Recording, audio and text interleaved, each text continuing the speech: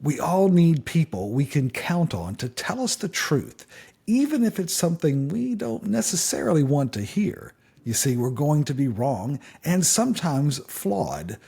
Growing through feedback, that's our topic on this episode of the Educators Among Us podcast. Welcome to the Educators Among Us podcast, where we share motivational messages and inspiring stories for and about educators.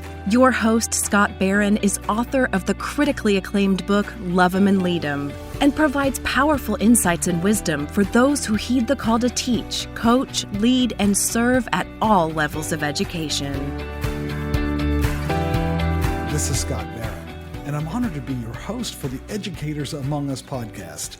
This is a kind of a different program because we have been very specific about our intent on trying to encourage educators, those who serve in all roles and various genres of education, from preschool all the way up through elementary, middle, high school, on into college, into other forms of corporate education. Anybody who is involved as an educator, who tries to pour into the life of other people and tries to provide an inspiration and development of skills and wisdom, right? That's an important part, of course, of education, and we get to grow, and that's an exciting part of this responsibility and this calling, is to be a part of the growth of other people, to be able to help them find their path and to find their joy as well, to find a joy in learning and growing. Growing is hard. You know, I like to say sometimes, when I was a school administrator, I sometimes had to give the man speech, and every now and then to that middle school or high school kid, you're trying to say, hey, you got to grow up. You got to grow. Getting older is actually the easy part, because that's going to happen by default. Growing up, developing a maturity, developing a wisdom, that's more the challenge, right? And growing, I've been busy out in the yard this week. It's a growing season here in our part of the country, because spring is here now, and so we're planting trees and pruning trees, and what we know about growth is desired growth.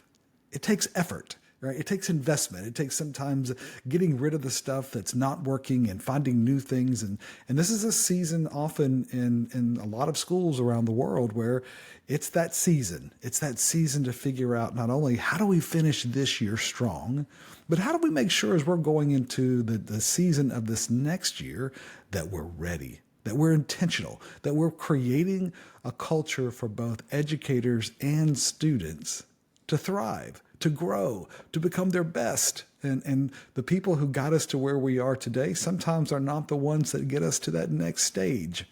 We have to grow. Now, growing, of course, requires feedback loops, right? It requires understanding, are we on the right track? Are we growing in the right ways, right? Daniel Pink once said, when we make progress and get better at something, it is inherently motivating. Gets us excited, right? And in order for people to make progress, they have to get feedback and information on how they're doing. We have to get those feedback loops to say, are we on the right track? Are we doing the right things? Are we getting it done, right? Love this. One of my favorite movies is there's a couple of lines in there that says, you want answers? I think I'm entitled to them. You want answers? I want the truth, right? You can't handle the truth. You know the line, right? And of course, that's true, right? The idea of handling truth, that's true about too many of us, right? So many of us. We struggle handling frank feedback from others. And yet it's such a vital part of our growth. Only a few good men and more women have developed those maturity muscles, right? That appreciate the advantage that's gained during those critical moments of critical commentary. Right? When we're getting that feedback to tell us how are we doing, how are we really doing, and we're not caught up in a confirmation bias. Right? Most people hate changing their minds, said Daniel Kahneman. But I like to change my mind. It means that I've learned something, right? it's okay. It's okay to find to come to different conclusions, to find new ways, because why? Because we're learners, right? We're finding new ways. Is it possible? Is it just possible that we're actually lucky to have so many people around us who are willing to tell us how we're doing, to tell us that we're wrong or we're flawed in our behavior, in our assumptions, or in our methods?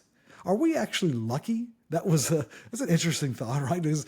Because this time of the year in a lot of schools, as we approach the end of the school year, lucky doesn't come to mind. Right? It's something that, stressed, obnoxious, interfering. That often comes to mind, but lucky, I don't know. Right? But educators have to be skilled at giving and receiving feedback, even when it's hard.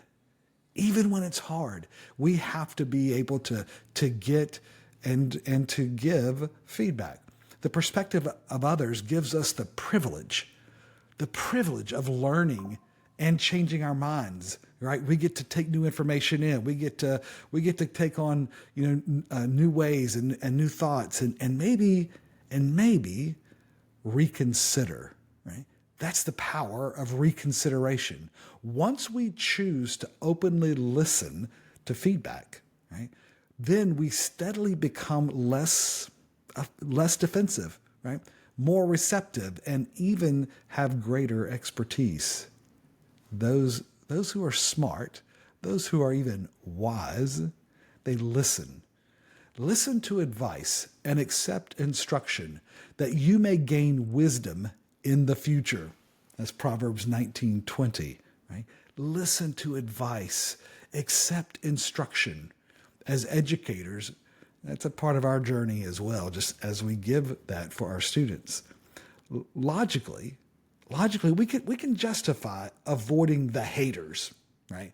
Those that are wanting to give us feedback, and even if we want to give them the hand, right? That's a problem, because then we lose, right? But because if we don't take the feedback, right, then we fail.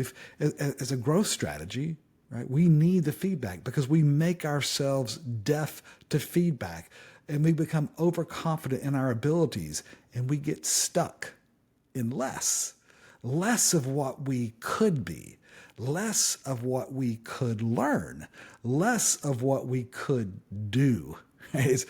That's not the pathway to growth. So, making the grade as an educator, it requires having the humility to value feedback in a sincere effort to grow, because our impact is directly correlated to our self-correction. And that is a pattern that we have seen as we've had the privilege of working with educators around the world. Self-intelligence and self-correction are two of the most powerful elements and habits of the most highly effective educators. It takes practice, right? It takes practice and even prayer sometimes. But heeding advice is on the pathway to wisdom. And it's a powerful part of our journey as educators, and as a part of as we create education systems. So I encourage you to feed off the feedback this week, my friend, to accelerate your growth to a whole new level. That's how the best do it. That's how those that gain the highest level of wisdom and skills, they're able to create those feedback loops. They seek that out. They seek the wisdom from it, and they find ways to grow and improve. They actually seek coaching, right? Which is not exactly something that we value typically in education, right? I mean, coaching is one of those things that I don't know of another profession that really frames coaching as negative, right? Because if you tell an educator we're going to put you on a coaching plan, right, that's not good, right? It means that we have some problems and we have to fix this, right? Why wouldn't everybody have a coaching plan? Why wouldn't we all, as an educator? If you don't have a coaching plan, you're missing out. you're missing out on some vital opportunities to grow in your path and to maximize your influence.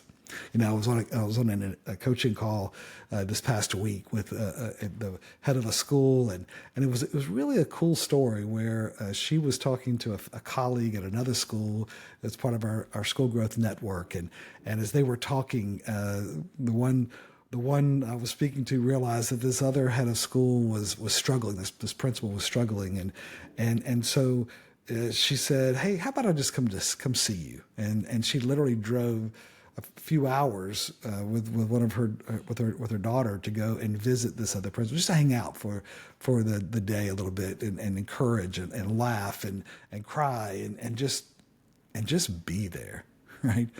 It's a cool story, and I love the fact that we get to be a part of the lives of educators who care so deeply. They want to grow. They're seeking the feedback, and I will tell you that that is an element of as we look at people who join our network, and as we have a chance to be a part of their lives, coachability, right? Seeking feedback, wanting to grow. That's a really important part of your journey, and I hope that you're able to find that piece, as well as that perspective that enables you to take the feedback to grow, right? Hey, a coaching question to consider as you're going through each day this week. Did I do my best to feed off the feedback today? Did I do my best to feed off the feedback today? Love them and lead them, my friend. And this is Scott. Thank you for joining us for the Educators Among Us podcast and for your courageous commitment to this noble calling. We get you and the challenges of this work. To stay connected with this community, be sure to subscribe to our podcast and weekly encouragement at educatorsamongus.com.